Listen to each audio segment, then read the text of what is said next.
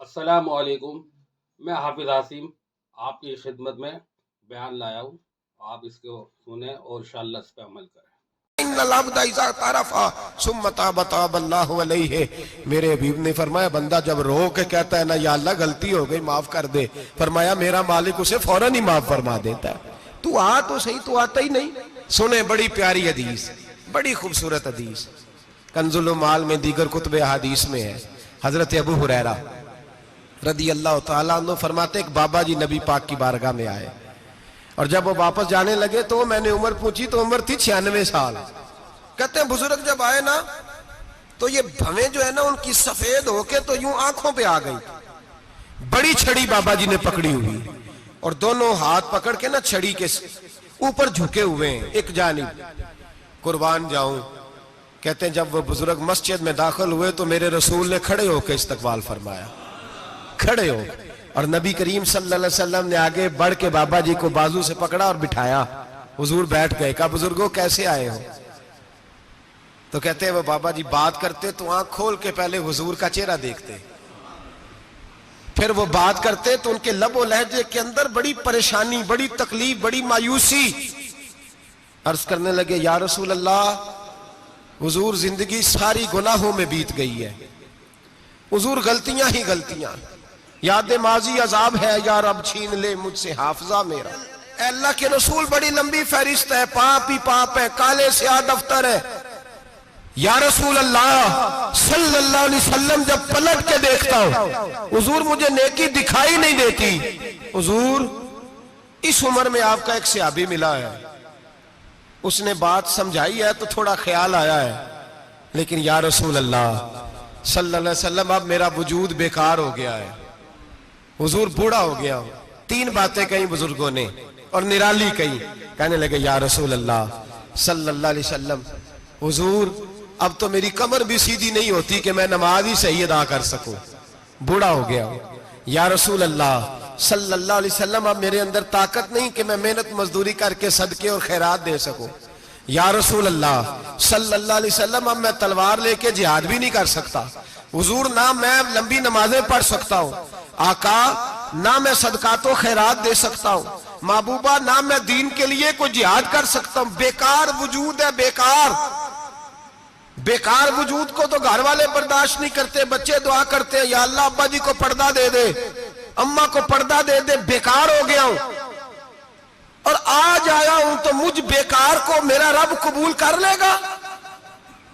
آج کلمہ پڑھوں تو بیکار ہوں، کسی کام کا نہیں، نہ نماز نہ صدقات نہ جہاد، قبول کر لے گا؟ حضرت ابو ہریرہ فرماتے ہیں جیسے برسات میں بارش کی جھڑی لگتی ہے، یوں مصطفیٰ کی آنکھوں سے جھڑی لگ گئی. حضور کھل کے روئے، کھل کے.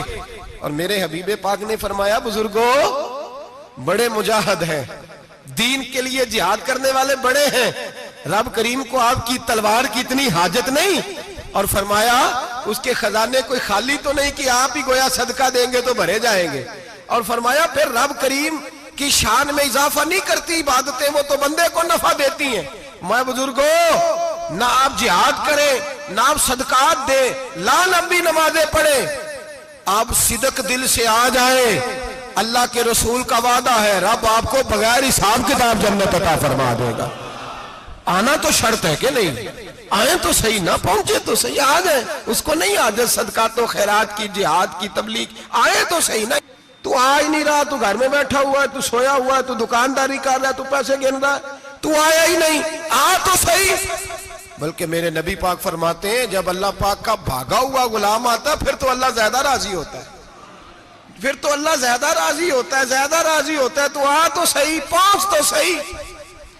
بلکہ صوفیاء تو اور بات کرتے ہیں، وہ کہتے ہیں تو کبھی بھول کے بھی رب رب کرے تو اللہ تو اسے بھی قبول کر لیتا ہے.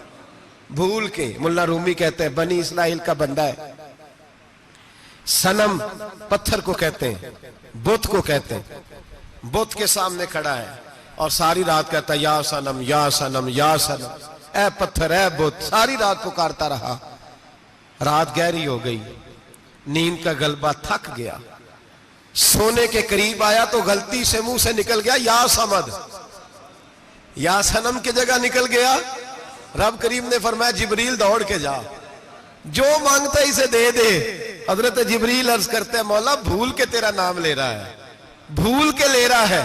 تو رب کریم نے فرمایا چل نام تو میرا ہی لے رہا ہے نا، میرا لے رہا ہے نا یا اللہ۔ وہ اللہ کریم نے فرمایا جھوٹے کے سامنے ساری رات کا کھڑا ہے، ساری رات کا پکار رہا ہے، اسے کچھ نہیں ملا تو سچے کا نام لیا ہے۔ اگر میں بھی کچھ نہ دوں اور بت میں اور مجھ میں فرق کیا رہ جائے گا؟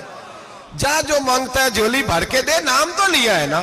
او بھائی تو بہانا تو بنانا، وہ آ تو صحیح نا، تو یہاں آ جا، پہنچ جا، آ جا، بس بیٹھ جا، اس کی بارگاہ ناز میں حاضر تو ہو نا، تجھے فرصت ہی نہیں۔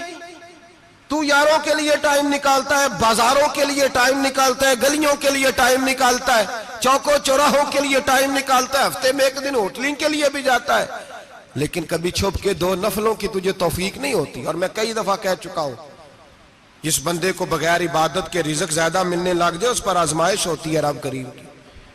اللہ فرماتا ہے اس کو پیسے دو، اسے آنے نہ دینا، اس کو چل پیسے دوڑ جا۔ لوگ سمجھتے ہیں میں بڑا ذہین ہوں، عقل مند ہوں، دیکھو میں اپنی ہوشیاری سے چالاکی سے آگے نکل گیا، تو آزمائش ہے، یہ تو آزمائش ہے رب کریم کی طرف سے، یہ تو اس کی خفیہ تدبیر ہے۔ میرے بھائی اس کی بارگاہ ناز تک جو آ گیا، آنا تو ہماری ذمہ داری ہے کہ نہیں؟ پھر اس کی رحمت آگے بڑھ کے استقبال کر لیتی ہے۔ اور خدا کی رحمت کتنی زیادہ ہے، میرے حبیب کریم سید عالم صلی اللہ علیہ وسلم نے فرمایا اللہ نے اپنی رحمت کے 100 حصے کیے۔ حضور فرماتے ہیں ایک حصہ اللہ نے دنیا میں نازل کیا ہے۔ کتنا؟ ایک حصہ۔